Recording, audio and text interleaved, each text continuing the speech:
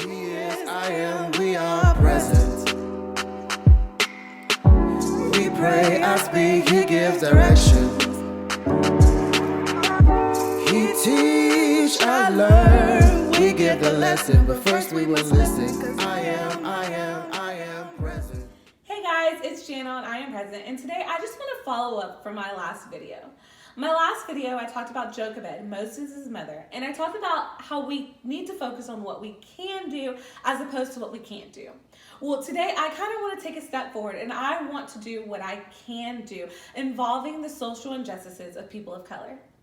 I have a lot of friends on my Facebook timeline who are not people of color, and it has broken my heart tremendously to see some of their posts posting about the riots, but yet not about the deaths.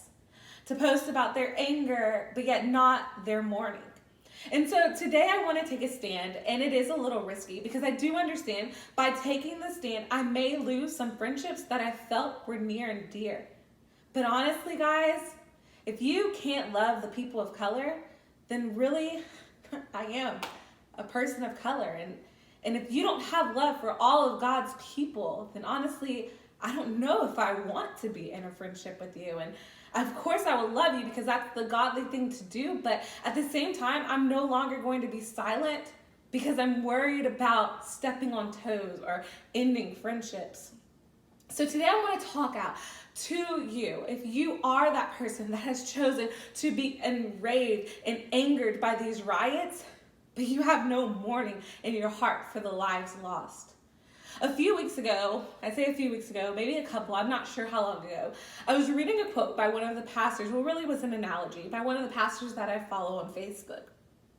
And he said, when we look at these people that are rioting, regardless of if we believe in what they're doing or not, we need to come alongside them because just like a person who cuts themselves because they have no control over what goes on within them, that's what these people who are rioting are doing. They have no control over what's been going on for them for years, for decades, for centuries, for their people. And so now they're acting out and they are rioting in their neighborhoods. And that was the whole point of the post, is that someone asked, why would you ruin your own neighborhood? And so the pastor gave the analogy of people cutting themselves. They cut their own selves to have control.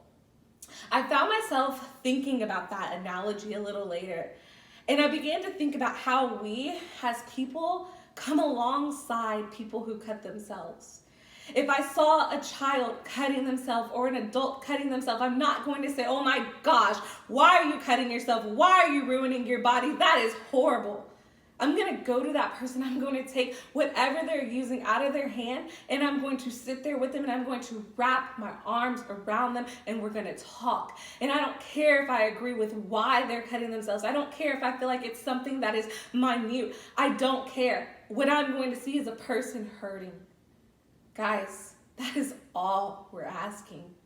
All we're asking is that you would see us, that you would see the pain that we're going through, the pain that our ancestors have gone through, that you would see us cutting ourselves, trying to get someone's attention. That's all. Just come alongside us, wrap your arms around us, and listen. Guys, I feel like that can make so much of a difference.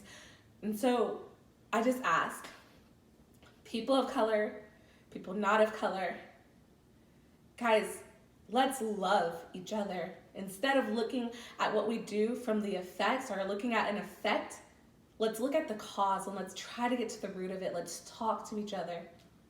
If this offends you, I'm sorry, but I'm tired of being silent. So my question to you is, number one, are you silent? Have you spoken up about the injustices that's going on in this world? Number two, what have you done to be a Jochebed for your own situations?